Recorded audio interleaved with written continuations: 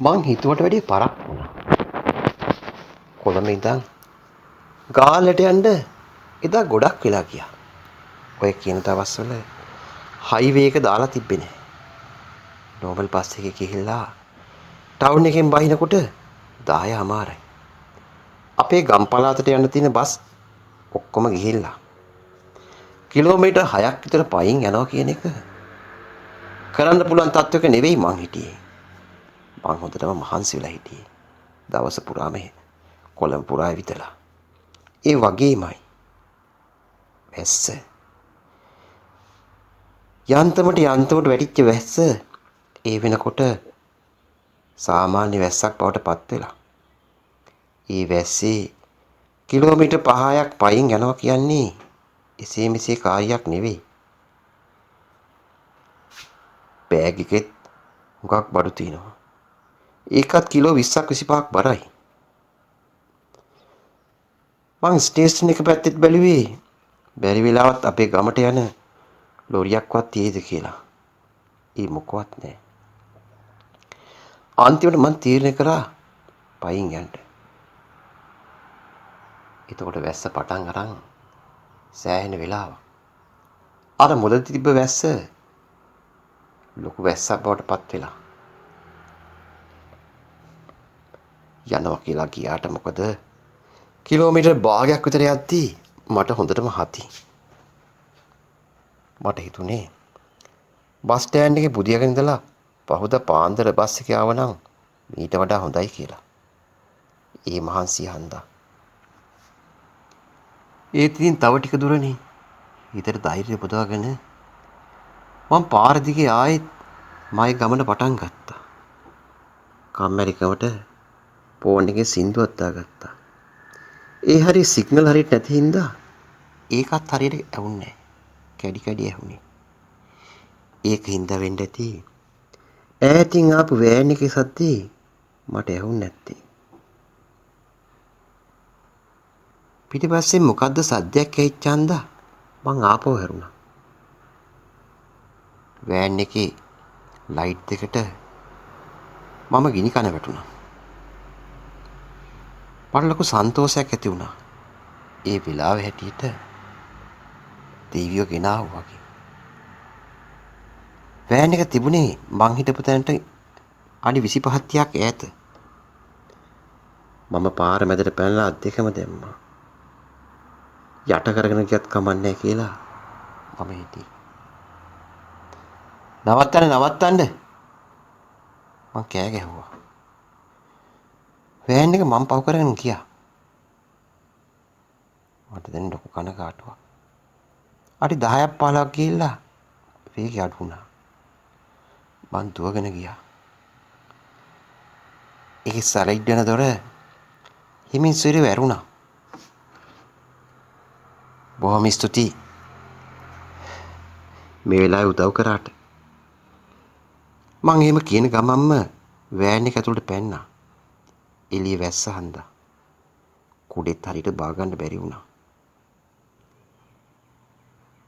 තවත් තප්පර ගාණක් මට ගියේ කුඩේ බාලා සකසුරුවමට වාඩි වෙන්න. ඇතුලේ ලයිට් එකක්වත් දාලා නැහැ. කැරවන් වර්ගයේ වෑන් එකක්. හයි රූෆ් වෑන් එකක්. ඒක ඇතුලේ සීට් පේලි 4ක් තිබුණා. ඇතුලේ වාඩිලා ඉන්න අය කවුද කියලා ටික වෙලාවක් යනකම් මට පෙවුන්නේ නැහැ. ඇත්තම කියනවා නම් මට දැනුණා මම ඇර කවුරුත් ඒ හරිය නෑ කියලා. ඒ සීට් ඔක්කොම හිස්. මම හොඳට අතපය දිගහැරලා වාඩි වුණා. මට ඕනෑම ඩ්‍රයිවර් මහත්තයාට ස්තුති කරන්න. මල්ලි ගොඩක් ස්තුතියි. මට යන්න ඕනේ රම්බුටන් වැව හන්දියට. එහෙම කියලා මම බහින තැන කිව්වා. ඩ්‍රයිවර් මහත්තයා මොකවත් කිව්වේ නැහැ. එයා කිසි කතාවක් නැතුව වාහනේ ඩ්‍රයිව් කරනවා. කොහේ හරි ඈත ගමනක් ගිහිල්ලා වෙන්න ඇති. කොහෙද මල්ලි ගියේ? එයාපෝට් පැත්තේද? නැත්තම් හයර් එකක්ද? මට කිසිම උත්තරයක් ලැබුණේ නැහැ.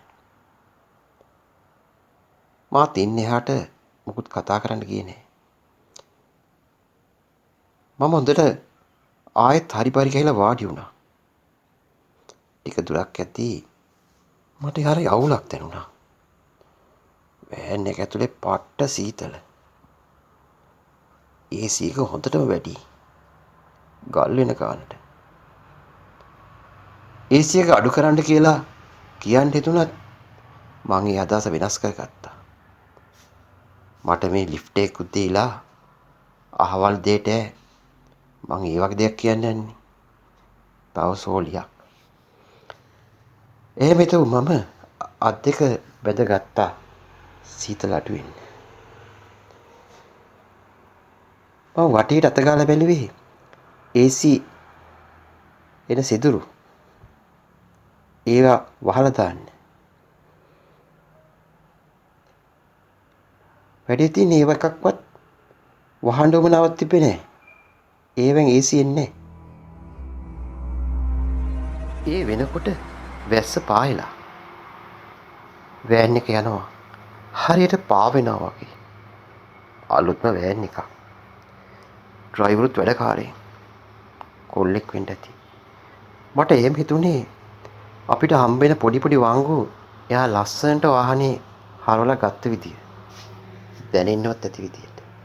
කිසිම බ්‍රේක් පාරක්වත් ගහන්න නැතුව. වාහනේ කොච්චර අලුත්ද කියනවනම් එන්ජින් එක වැඩ කරන සද්දෙත් ඇහුන්නේ නැහැ මට. මට හිතුනේ ඒගොල්ලෝ හයර් එකක් ගිහිල්ලා වෙන්න ඇති කියලා. මං ආයෙත් ඔළුව ඉස්සරහට දැම්මා. ඩ්‍රයිවර් මාල්ට කතා කරන්න. මං බහින තැන කියන්න ඕනනේ. ඉස්සරහා පේන්නේ නැහැ. ඉස්සරහා පාටිෂන් කරලා වගේ. ඩ්‍රයිවර් සීට් එකේ අනිත් සීට් එක හරි උසට තියෙනවා. ඒ අතරින් මම ඈ දාලා බැලුවේ අඩු ගානේ ඩෑෂ්බෝඩ් එකවත් පේනවද කියලා. ඩෑෂ්බෝඩ් එකේ ලයිට් ඔෆ් කරලා. මාර මිනිහෙක්නේ. මූට නිින්ද යන්න දන්නේ. මට බය හිතුණා. මල්ලි මම රඹුටානේ හන්දියේ බහිනවා. මං එහෙම කීවේ රියදුරාට ටිකක් හයියෙන් ඇහෙන්න. ඒත් කිසිම කතා බහක් නැහැ. මට හිතුනේ එයා හෙඩ්ෆෝන් දාගෙන සින්දු අහා යනවා වෙන්න ඇති කියලා. ඩ්‍රයිවර්ලා හුඟක් ඒ වැඩේ කරන්නේ. ඒ වෙනකොට මම බහින හන්දියත් කිට්ටු කරලා. වැස්ස පායලා. දෙපැත්තේ තරු ලස්සනට පේනවා. තරු එළියෙන් වෑන් එක ඇතුලේ හොඳට පේනවා. කවුරුවත් නැහැ. සුපෝප්පගේ වෑන් එකක්. මට හිතෙන විදිහට ඈත ගමනක් ගිහිල්ලා ඒගොල්ලෝ දාලා යන ගම. මං පර්ස් එක දාලා රුපියල් 500ක් ගත්තේ වෑන් මාලියට දෙන්න. මොකද මං පයින් ආව නම් ඒ දුර එනවා කියන එක කවදාවත් කරන්න බැරි දෙයක්. මේ වගේ සැප පහසුට ආවා කියන්නේ මේ කාට දීලත් මදි. රඹුටන් වල ස්ටෑන්ඩ් එක ළඟට ආවා. වාහනේ ස්ලෝ කරා.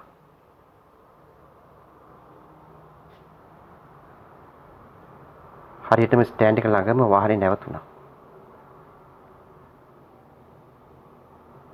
මම ස්ලයිඩ් දොර අල්ලන්න හදනකොටම ඒක ඉබේ මැරුණා. අප්පා අලුත්ම බාණ්ඩ. ඔක්කොම ඉලෙක්ට්‍රික්. මට එහෙම හිතුනේ ඒ වෑන් එකේ තියෙන පහසුකම්. මේ මිනිස්සුන්ට කරදර කරන්න හොඳ නෑනේ. ඉක්මනට බහින්න ඕනේ. ඊට කලින් සල්ලි දෙන්න ඕනේ. මම රුපියල් 500 අරගෙන අර හිදැස්ස අස්සෙන් ඉස්සරහට දික් කරා. මල්ලි මේක තියාගන්න. නමුත් කිසිම රෙස්පොන්ස් එකක් නෑ. මට හරි අමුත්තක් දැනුණා. එක්ක එපා කියන්න ඕන. එක්ක ගන්න ඕන. ඒ මොකවත් නැති හින්දා මං සල්ලි කොලෙත් අරගෙනම බහින්න ලෑස්ති වුණා. එතකොට මගේ හිතේ තිබ්බේ වෑන් එකකින් පැහැ ගන්න එක. පුළුවන් තරම් ඉක්මනට. අර ඇරිච්ච දොරෙන් මං බැස්සා. මට ඕනේ වුණේ ඒ දොර වහන්න. ඒත් මට මතක් වුණා ඒක ඉලෙක්ට්‍රික් කියලා. ඇරුණා වගේම ඉබේටම දොර වැහුණා. මට ඕන ස්තුති කරන්න. මල්ලි. හුඟක් ස්තුති මල්ලි. මාව ගෙනත් ඇරියට. මං එහෙම කිව්වා. එහෙම කිව්වත් ඒක ඩ්‍රයිවර්ට ඇහෙන්න විදියක් නැති හින්දා මම හිමින්ම පාර හරහා පැනලා ඩ්‍රයිවර්ගේ ජනේලෙ පැත්තට ගියා. ටින්කල් නැති හන්දා මට එයාට කතා කරන්න පුළුවන්. එහෙම මං හිතුවා. ඒ ඩ්‍රයිවර්ගේ පැත්තට කිට්ටෙනකොට මගේ එක හීතල වෙලා ගියා. ඒක හිටපු ඩ්‍රයිවර් නෑ. මිනිහා බැහැලා. මං වටපිට බැලුවේ කෝයා කියලා. දොරත් කිටි කිටියේ වැහිලා. මං වටපිට බැලුවේ එයා පම්පයක් දාන්නවත් ගියාද කියලා. නවත්තපු වෙලාවේ. ඒ මොකවත් නෑ. මට ඕනේ වුණා තව ටිකක් වෙලා හරි ඉඳලා එයාට කතා කරන්න. වාහනේ බැස්ස හන්දයා. මං පාර අයිනට වෙලා එයා එනකන් එතන හිටියා. හැබැයි ඩ්‍රයිවර් නම් ආවේ නෑ. විනාඩියක් ගියා. ඒත් එක්කම වාහනේ යන්න පටන් ගත්තා. මල්ලි ඉක්මනට එන්න වාහනේ යනවා. මං කෑ ගැහුවේ වාහනේ කවුරුවත් නැතුව ඉස්සරහට යන හන්දා. මගේ කෑ ගැහිල්ලට කවුරුත් එතෙන් ආවේ නෑ. මං බය වුණේ වාහනේ ඇදිලා ගිහලා මොකක් හරි එක හැප්පෙයි කියලා. ඒක එහෙම වෙන්නේ නැති බව මට තේරුණා. වාහනේ ඉස්සරහට යන්න පටන් ගත්තේ හරියට කවුරු හරි ඒක මෙහෙවනවා වගේ. ඩ්‍රයිවර් කෙනෙක් ඇතුලේ ඉන්නවා වගේ. මං අතේ තිබ්බ බෑග් එක බිමට වැටුණා. මං පාර මැද ඉඳන් බලාගෙන හිටියේ ඩ්‍රයිවර් කෙනෙක් නැතුව ඉස්සරහට යන වෑන් එක දිහා. මට විශ්වාස කරන්න බැරි වුණා. ඒ දුර මං ආවේ ඒ වෑන් එකේ කියලා. මං ආපහුරනේ ඒක මම්ම බැරි වෙලාවත් බිමට බාපු ඩ්‍රයිවර් ඉන්නවද කියලා බලන්න. කවුරුවත් නැහැ. මම ආයෙත් වෑන් එක පැත්තට හැරුණා. මගේ පුදුමේට වෑන් එක ආගියතක් නැහැ. ඒ පාරේ සෑහෙන දුරක් යන වාහන පේනවා. පාර කෙලින් තියෙන හන්දා. නමුත් වෑන් එක කොහෙ ගියාද නැහැ. මට හිතා ගන්න බැරිලා මොකක්ද කියන එක. ඒත් පොඩි බයක් දැනෙන්න ගත්තා. මම මොන පාපු අත්දැකීම ගැන. බිමවල තිබ්බ බෑග් එක අරගෙන මම ඉක්මන් ගමනින් ගෙදරට ගියා. එතන ඉඳලා කිලෝමීටර් භාගයක් විතර වෙලා හරහා යන්න ඕනේ. පාළු වෙලාව හන්දා මම වෙල මැදින් ගියේ හරි චකිතෙන් දෙපැත්ත බල බල. හැම තප්පරයකම මගේ ඔළුවට ආවේ අර වෑන් එක. ඒ වෑන් එකේ මං කොහමද ආවේ කියන එක. ඩ්‍රයිවර් කෙනෙක් නැතුව කොහොමද ඒ වෑන් එක ඉස්සරහට ගියේ කියන එක. මං විඩෙන් විඩේ හැක බැලුවේ මං යන පාරේ අර වෑන් එක එයිද කියලා බයට. මං යන පාරත් තරමක අඩිපාරක්. ඒකේ අඩි 50ක් 60ක් ඈතට පේනවා පිටිපස්ස. මං විඩෙන් විඩේ හැරිලා බැලුවා. මං වෙවුලුණා ඒ වෙලාවේ. වැස්ස නොතිබ්බත් මගේ ඇඟ පුරාම දාඩිය හරියට තෙමිලා වගේ. මං පුළුවන් තරම් ඉක්මන් කරලා ගෙදරට වැදුනා. මං ගෙදර දොරට තලි බෑවේ පිස්සුවෙන් වගේ. අම්මා කුප්පි ලාම්පු පත්තු කරගෙන දොර දිහාට එනවා මට ඇහුණා. ඒ වෙලාවෙත් මං පිස්සෙන් වාගේ පාර දිහා බැලුවේ අර වෑන් එකේ නෝද කියලා. මොකද ඒ වෙලාවෙත් ඒ වෑන් එක ඇතුලේ දැනිච්ච සීතල මට දැනෙන්න ගත්තා. ඒක ඇතුලේ මට නොපෙනුනාට තවත් කට්ටිය ඉන්න ඇති කියලා මට ඒ වෙලාවේ හිතුණා. වෑන් එක ඇතුලේ ඉද්දි නොදැන්නාට පස්සේ මට දැනුනේ මතකයට ආවේ එක එක සද්ද මිනිස්සු හුස්ම ගන්න හැටි. ඒ ඔක්කොම මට ඇහුණා වෑන් එක ඇතුලේදී. මං ගණන් ගත්තේ නෑ. අම්මා හොඳටම පුදුම වුණා මගේ ස්වරූපය දැකලා. මං අම්මත් පෙරලන ගෙට රිංගලා දොර වහගත්තා. අම්මා මන් ළඟට ආවේ පුදුමේ. විනාඩි 5ක් විතර එමෙ හිටපු මං අම්මට වෙච්ච සිද්ධිය කිව්වා. මං ඒ කතාව කියනවා තාත්තා අහගෙන සාලිතුරට හේතු වෙලා. මං ඔබට කී සැරයක් කියලා තිනවද බං? රෑ ඉන්න එපා කියලා මේ පාරේ. ඔබ දන්නවද මොකද්ද කියලා? මීට අවුරුදු 10කට විතර කලින් පොඩි සිද්ධියක් වුණා. කොහෙද පළාතක කට්ටියක් ට්‍රිප් එකක් ගිහින් තියෙනවා. උන් ඒ ගමන ගිහින් දාලා ඩ්‍රයිවර් ඇවිල්ලා තිනවා මිනිහා ගමට යන්න. මීට 7-8ක් ඈත ගම.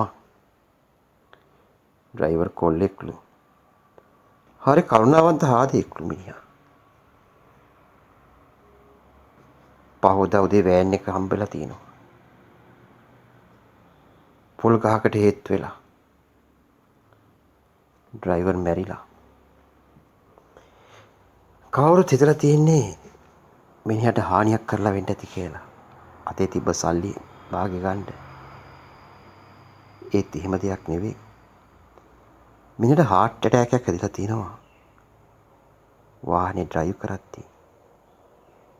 ඒකෙම මැරිලා. මිනිස්සු කියනවා ඉඳ හිට ඔය වෑන් එක යනවලු ඒ පාරේ. මිනිහගෙන් කාටවත් හානියක් නැල්ලු. ඒත් ඉතින් කවුද දන්නේ? ඔබේ වාහනය ඇතුලේ විනාඩි 10ක් 15ක් ඉන්න ඇතිනේ. කෝකටත් කියලා හෙට උදේම ගුරුන්නාන්සේලාකට කියලා සාත්තුවක් කරගමු. පහෝදාම ගිහිල්ලා ගුරුන්නාන්සේ හම්බෙලා නූලක් දාගත්තා. ඒ සිද්ධියෙන් පස්සේ සෑහෙන කාලයක් යනකම් මම රැට රෑ වෙනකොට ගමන් බිමන් තියාගත්තේ නෑ.